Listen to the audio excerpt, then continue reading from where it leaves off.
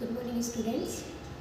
So today we will start chapter 11 of class 8 from NCERT book, direct and inverse proportion.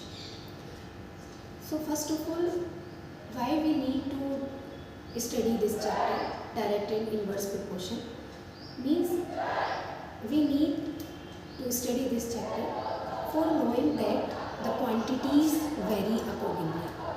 Means if we compare the quantities, then its value vary accordingly. Like one quantity is increasing, another one is decreasing. One quantity is increasing, another one also increasing. It is called the variation of quantities. So variation two type से हमारा होगा कि अगर एक quantity increase कर रही है तो दूसरी भी इंक्रीज करेगी, और दूसरा वेरिएशन दूसरा टाइप होगा कि एक क्वांटिटी अगर इंक्रीज कर रही है तो दूसरी डिक्रीज करेगी. इसी को हमने नाम दिया है direct and inverse proportion. Example के साथ अगर हम डायरेक्ट प्रोपोर्शन की बात करें, direct proportion means let us take an example. जैसे हम एक ट्रैवल कर रहे हैं by car, by bus, by cycle, no we will say by motorcycle और बाइक. जैसे 30 किलोमीटर हमें जाना है तो 30 किलोमीटर जाने के लिए हमें मान लीजिए 1 लीटर पेट्रोल की नीड है.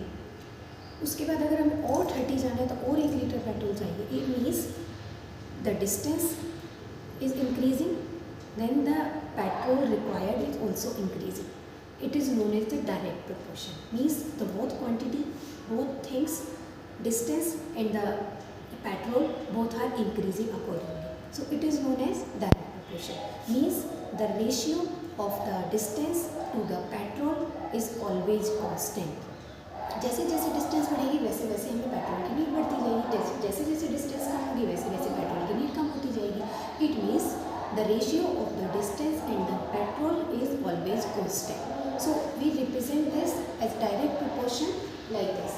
If one quantity take x, एक quantity में x वाली, दूसरी में y वाली. If x is increasing, y is also increasing.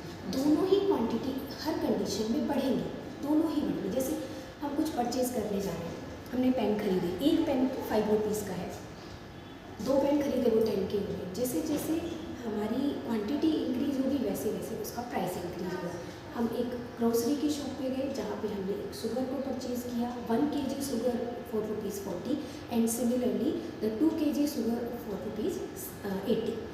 It means quantity sugar की इंक्रीज हो रही है तो आपका प्राइस भी इंक्रीज हो रहा है. Means both the quantities are increasing simultaneously and the ratio of quantity of sugar to the price is always constant. It is known as the direct proportion. This means we can say x upon y is equals to k. K को हम denote करेंगे as a constant. Clear? Means x और y, एक quantity x है दूसरी y है, दोनों ही हमेशा हर कंडीशन में इनका जो रेशियो होगा वो k. K means constant. We can use another variable also, k, p, a, b, c, whatever. But it means it always will be constant. तो ये हो गया हमारा direct proportion.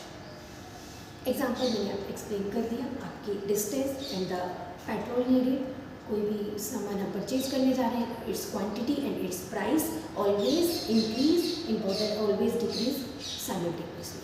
It is known as the direct proportion. Now the second है inverse proportion.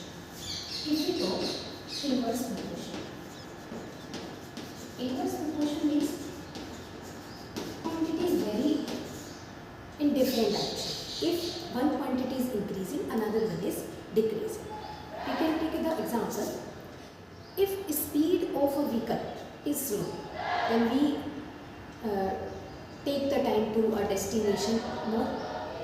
एक vehicle है आपका, एक स्पीड के साथ बहुत स्लो स्पीड से जा रहा है तो आपको किसी भी डेस्टिनेशन पर पहुंचने पर टाइम ज़्यादा लगेगा. आप इसका एग्जांपल ले सकते हैं. आप स्कूल आ रहे हैं, आप ट्यूशन जा रहे हैं, साइकिल से जा रहे हैं. अगर आप स्लोली मूव करके जाएंगे देन आपको टाइम ज़्यादा लगेगा. मीन्स आपने जो टाइम ली, जो स्पीड थी वो कम की, टाइम ज़्यादा. बट आपने अपनी स्पीड बढ़ाई, टाइम कम. इट मीन्स एक क्वांटिटी बढ़ रही है दूसरी कम. One is increasing, another one is decreasing. Inverse means opposite. एक ऊपर जा रहा है, एक नीचे जा रहा है. ये होता है inverse proportion. Means both the quantities are not at the same constant, but their multiplication is a constant number. It is known as inverse proportion. Means if one quantity is increasing, then another quantity is decreasing. एक अगर ऊपर जाएगी तो दूसरी नीचे आएगी, एक अगर नीचे आएगी तो दूसरी ऊपर जाएगी. It means it is inverse proportion. Means both quantities don't have the same ratio, but the multiplication of both quantities in every situation is constant. Like this, x, y is equals to k. Constant. It means दोनों quantities का multiplication always constant रहेगा और direct proportion में दोनों का ratio हमेशा constant रहेगा. अगर आपका कोई भी है सेकेंड चांस में, इसको आप डायरेक्ट प्रोपोर्शन में लिख सकते हो x1 upon y1 equals to x2 upon y2 is equals to k. Always कितनी भी आप 3 लिख लीजिए, 4 लिख लीजिए, और यहाँ पे आएगा आपको x1 y1 equals to x2 y2 equals to k. और इसको आप इस तरीके से रिप्रेजेंट कर सकते हो, x1 upon x2 is equals to y2 upon y. It is known as inverse proportion. It is known as direct proportion. Hope you will understand the concept. In the next video, in next class, we will solve some examples for direct and the inverse proportion. Thank you.